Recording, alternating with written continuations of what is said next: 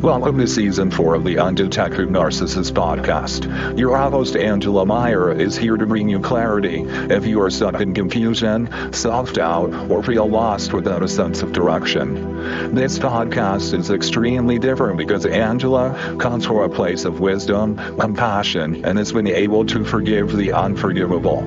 She's a mental health professional, trauma-informed, human consciousness guide, and empowerment strategist. She knows one can't truly heal and recover when one is stuck in hate, anger, and fear.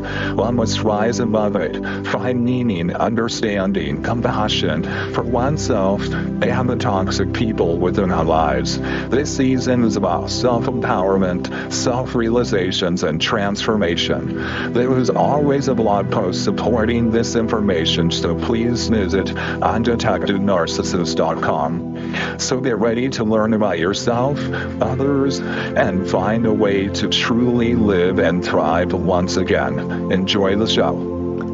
Hello, everyone, and welcome back to another episode of the Undetected Narcissist. Today, we're going to talk about a chatterbox, when they will not stop talking. So let me ask you this. Have you ever left a conversation more tired than before it started? Like your life force was siphoned through an endless one-sided monologue? I have. And this episode was a special request from my chiropractor. So this is for you, Deb. I know she's smiling. Today, I will unpack what happens when we encounter or have just crossed paths with a chatterbox person, as well as when someone recognizes these chatterbox tendencies and wants to change. For I do this work not just for a special cluster of people, but for everyone. Before we begin, I need to validate the experience briefly. So many people think they're being mean or impatient for feeling exhausted around this dynamic. We try to play nice and pretend to be genuinely listening, but the experience can be highly emotionally, physically, and mentally draining. I want to believe that this behavior is unconscious and unintentional, rooted in childhood traumas. So I will first start this conversation with someone who recognizes these chatterbox tendencies within themselves, because at times it can be the trauma speaking, crying for help, or just wanting someone to understand them better. When someone recognizes these chatterbox tendencies and wants to change, they've already taken the hardest step. They've become conscious. Here's how I'd speak directly to that soul with compassion, truth, and an invitation to evolve. To the chatterbox person who wants to change. First of all, thank you for your honesty. The fact that you're willing to name this part of yourself means your soul is awake and reaching for something more. That's no small thing. You're not bad, broken, or doomed. You're wounded, like all of us. And your healing begins with listening. The chatterbox energy, the nonstop talking, over-explaining, dominating conversation often comes from one or more of these roots. A deep fear, an inner knowing that you were not being heard as a child. Your feelings were never validated or mattered to the critical person who raised you. The next one, performing to feel seen or loved. Since you didn't grow up in a home environment with unconditional love, you learned that when you put on a mask and performed, it got people's attention. Next, trying to control a conversation to avoid vulnerability. You learn through direct or indirect communication that when you or someone you love shows their vulnerable side, people get hurt. Words were weaponized, and being honest and vulnerable only caused more harm than good. Next, feeling silence, because silence feels threatening or exposing. You learn at an early age that silence meant danger, always walking on eggshells or waiting for the shoe to drop. And if your caregiver or an abusive person was quiet, it meant that someone was in trouble or something bad was about to happen. You never knew if you were in trouble, if someone else was. So it made you hypervigilant at times. Next, avoiding intimacy by hiding behind constant talking. Since you grew up without a nurturing caregiver and hands were used as weapons instead of hands of comfort, intimacy became scary. Trust was broken at such an early age, so you built walls to protect your fragile heart. And lastly, feeling lost and confused. Why? Did something traumatic happen to you?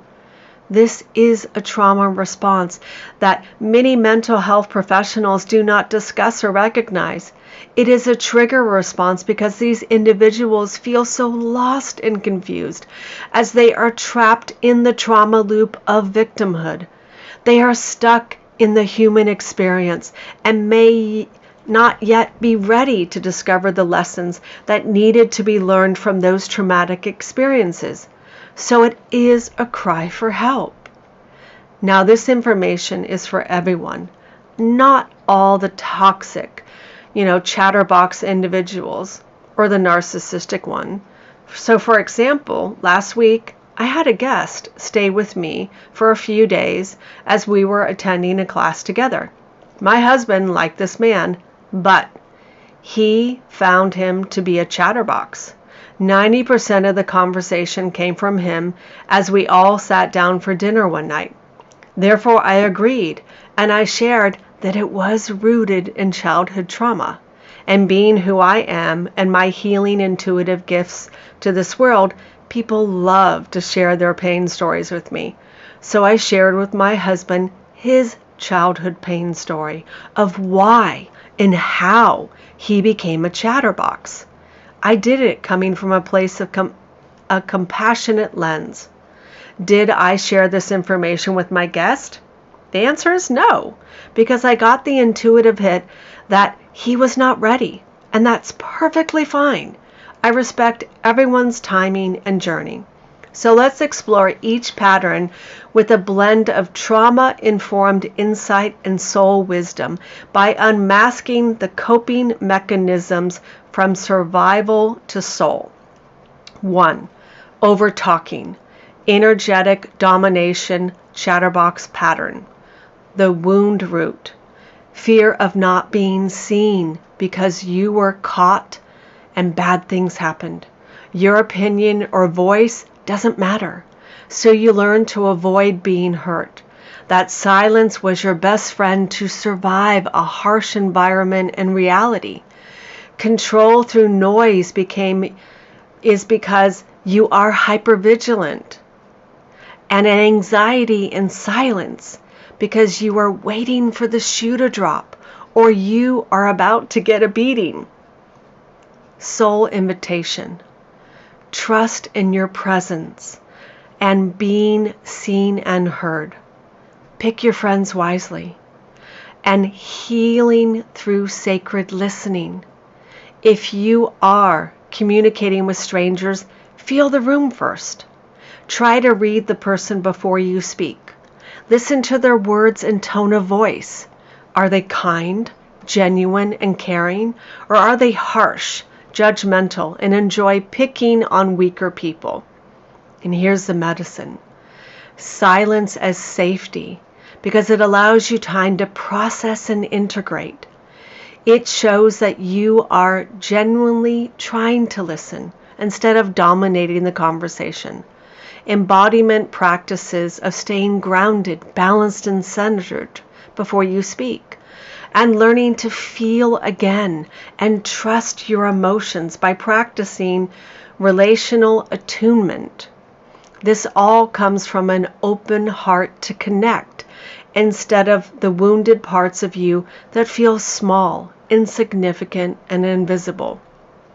Number 2, overgiving, self-sacrifice pattern. Here's the wound root. Worth tied in usefulness, fawning response, and childhood enmeshment. This wound I can recognize because some caregivers can force you into this role when they do not want to take responsibility as a parent. My mother did this to me. When she did not want to deal with us kids, she locked herself in the bedroom. Therefore, I had to cook, clean, and help raise my younger brother. Do I have resentment towards her for doing this? The answer is no. It taught me survival skills. Soul initiation. Reclaim boundaries. Give from overflow, not emptiness. Yes, learning boundaries was challenging because I grew up in a home that lacked boundaries, and when boundaries were established as I healed, they often clashed. But you must align with courage and your truth. Boundaries are designed to keep us safe and give us peace of mind. And then here's the medicine. Somatic no. Value without service, and conscious receiving. I have learned this key phrase that saved my sanity, time, money, and energy. Instead of saying yes or no, I say, let me think about it. Then I factor in the rest when I'm alone. Number 3, emotional shutdown, freeze, numbness, detachment, wound root, trauma response to overwhelm or chronic invalidation. This is a challenging one to heal, and it takes a lot of patience and compassion.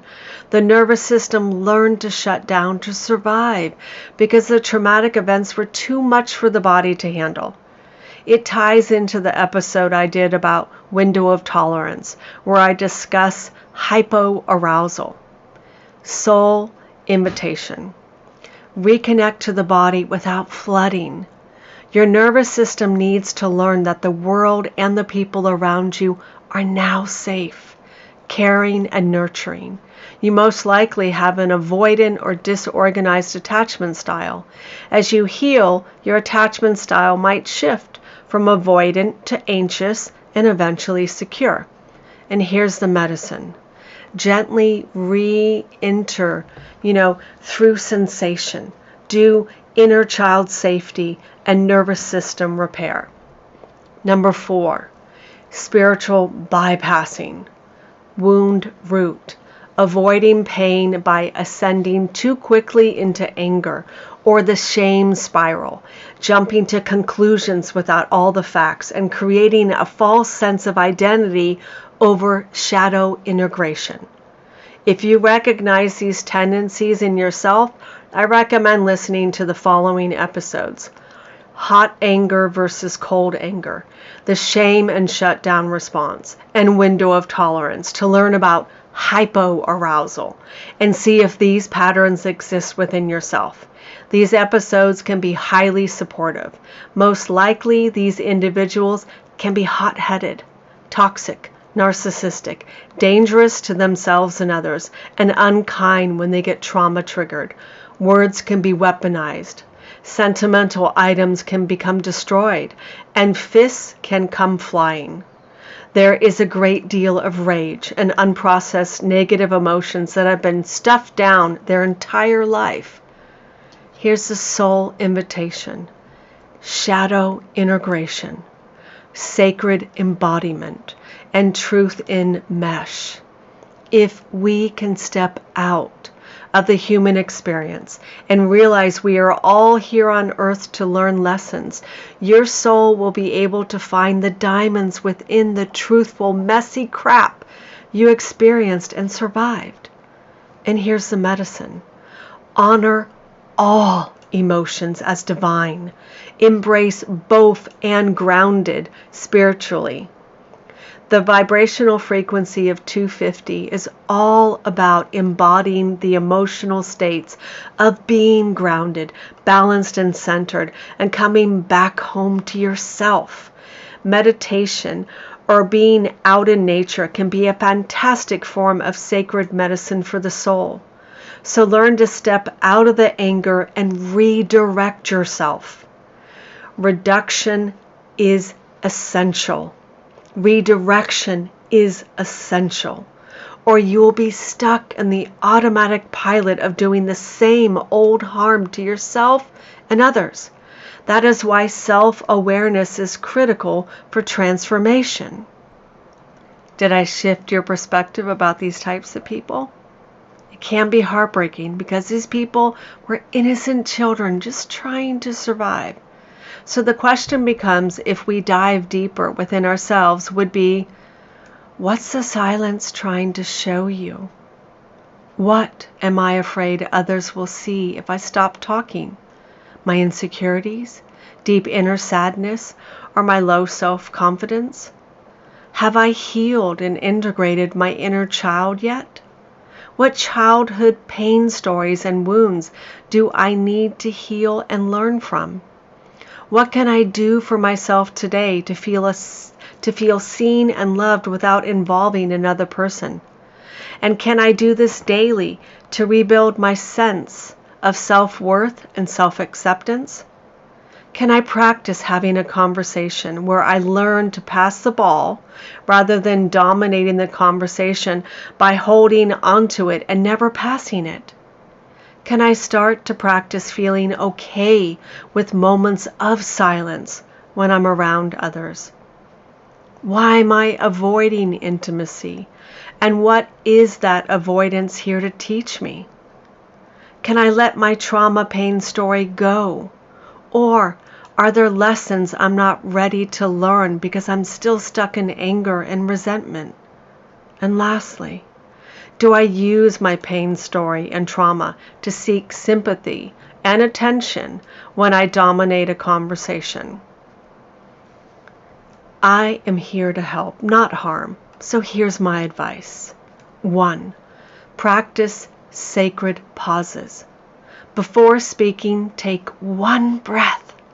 Ask yourself before you speak, is this for connection or control?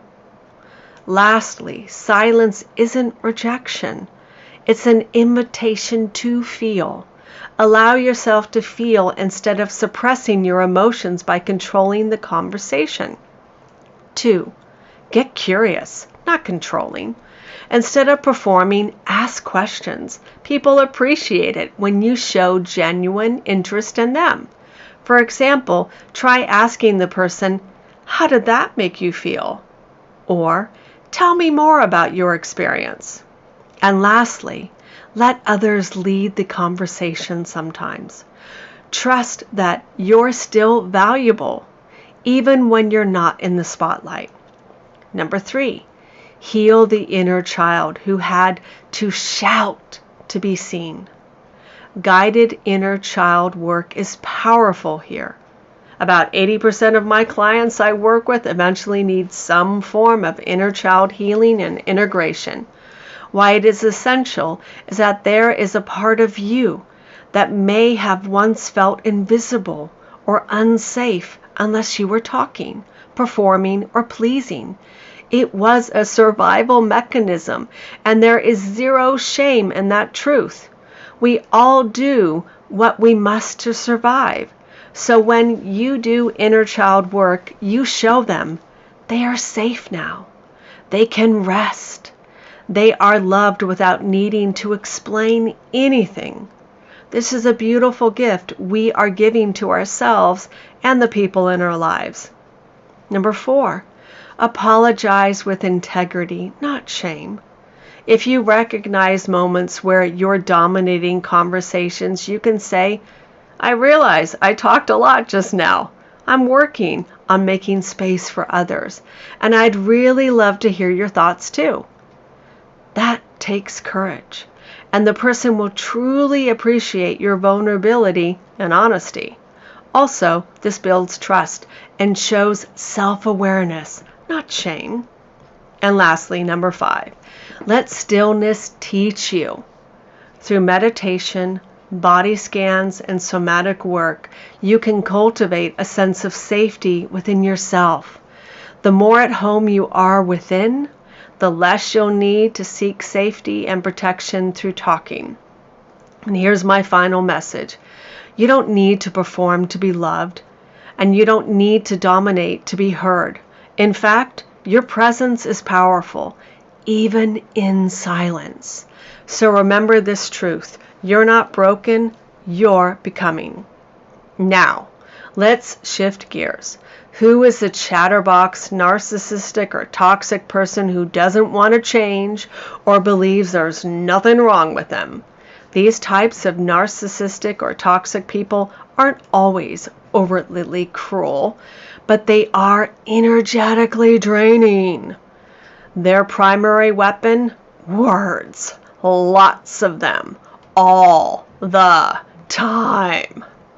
They dominate every conversation, don't listen, only wait to speak, love hearing themselves talk, especially about themselves, ignore your boundaries, interruptions, or signals, use endless monologues to control attention and emotional space. Over time, they don't just talk over you, they erase you. So let's talk about the energetic mechanisms. We're going to break down why this kind of behavior is so harmful, even though it may seem harmless. Here are some key points to cover and understand. It's not communication. It's domination in disguise. Narcissistic overtalking is a form of control, not connection.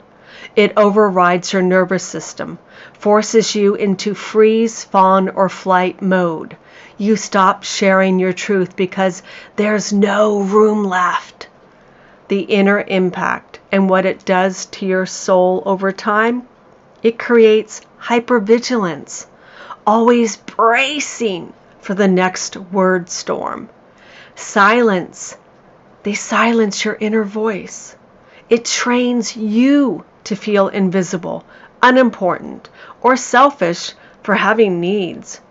When you have a business that is designed to heal, not harm, and you meet one of these types of people, it can be highly challenging.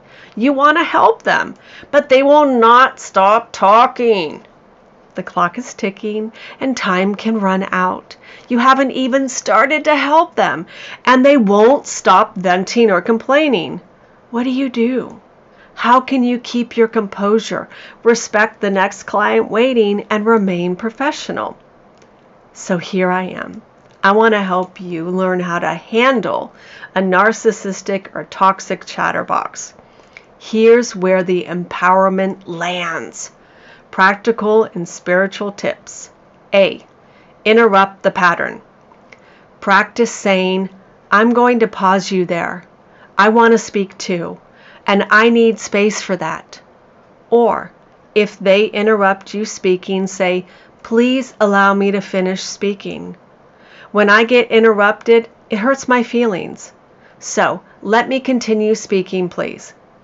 This takes courage, confidence, and practice. B. Use time limits. Say, I have about 5 or 10 minutes to chat. I want to share what's been going on with me as well. I will keep this brief and go first, as I know you have a lot more to say and our time is important. Or you can we both share what's going on?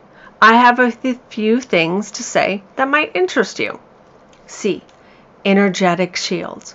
Before entering a conversation, visualize a gold mesh over your ears that filter out noise, but let truth pass through.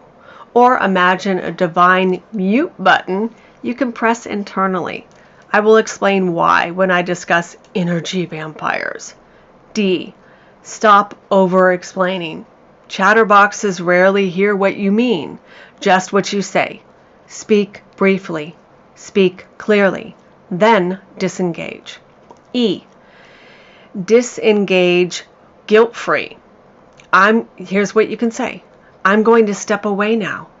I have other obligations that are time sensitive. We can connect again at a later date and time. Or, if you are feeling courageous, you can say this.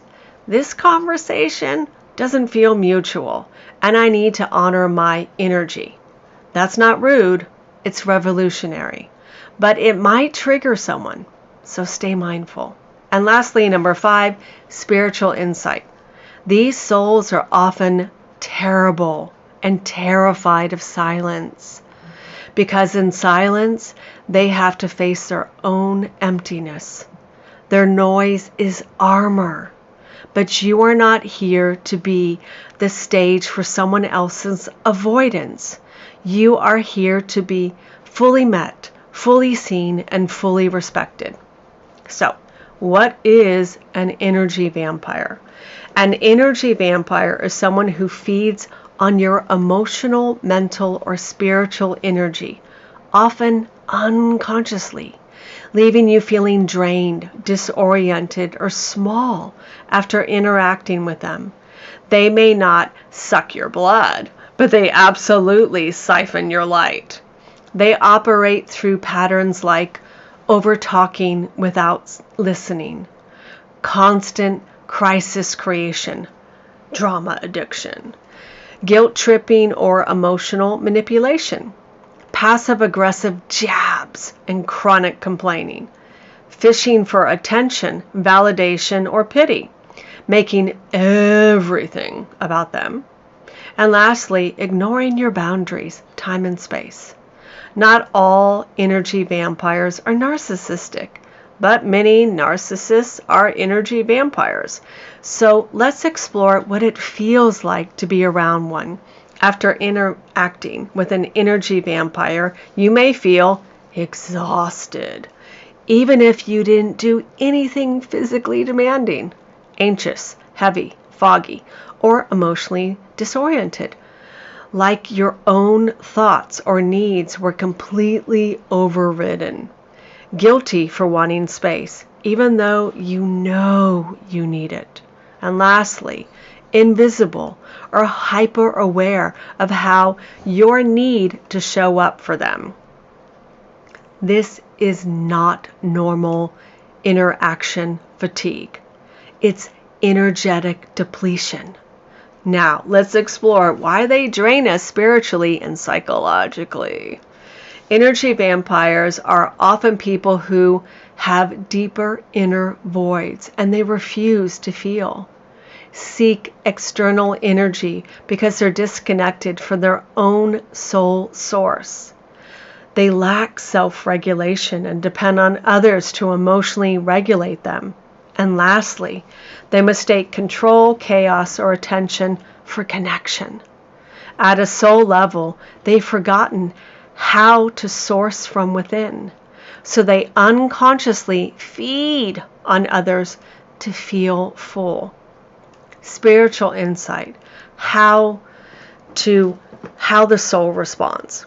Your soul is sensitive, wise. It feels when something is off, even if your mind hasn't caught up. You might feel the need to withdraw, set firm boundaries, limit access, cleanse your field afterwards. This is your intuition and energy body protecting you. Trust it. Are you still confused? Let's explore how to know if you're dealing with one. Ask yourself these questions. Do I feel smaller, heavier, or more self-critical after interacting with this person? Do I feel like I'm always giving but rarely receiving? Do I feel like I'm being subtly controlled or manipulated through emotion and guilt? Do I constantly need to recover after seeing them? If yes, it's likely an energetic vampire dynamic. And remember, this can happen with coworkers, friends, spiritual teachers, parents, siblings, and even lovers. Energy vampires are everywhere, especially in environments where empathy is high and boundaries are low. Opposites attract, serving as our teacher to learn how to set boundaries and protect our energy. Final soul truth. Not everyone deserves full access to your field. Your energy is sacred. It is not selfish to protect it. In fact, it is not cruel to walk away from people who drain you. It is wise and it is holy. I want to offer everyone a closing short empowerment riff when dealing with these energy vampires, because you don't owe your sacred attention to anyone who treats your ears like a dumping ground. Your energy is not disposable, and your presence is a gift. Let your silence become a boundary and your voice become a sword. Empowerment Rift. You are not a container for someone else's chaos. You are not a container for someone else's chaos. Remember your boundaries, because you are not a vault for endless words. You are not a dumping ground for recycled stories and self-obsession. You are a sovereign being, a sacred presence, a being of breath, silence, stillness, and sound. When someone fills every space with noise, that's not connection, that's consumption. You get to interrupt the spell. In fact, you get to say enough. You get to walk away without guilt, without explanation, without apology, because your attention is a currency, and you're no longer spending it on overdrawn egos. Let the overtalkers talk to their own emptiness. You will commune with truth. If necessary, you will speak when there's something real to say. You will listen to your own body first, and you will choose peace over performance. Remember this truth. Your silence is powerful. Your boundaries are sacred, and your energy, holy, untouchable, divinely protected. I have a gift for everyone, because your time and peace of mind are essential. I have created a 5-minute guided meditation to help you energetically reset after a draining conversation.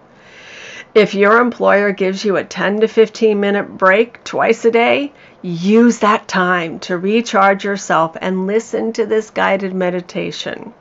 If you're about to enter an engagement with someone, use this right before and even after. It's a gift you give to yourself. So until next time, in love and light, Angela Meyer, Carrie Logan. Have a great day.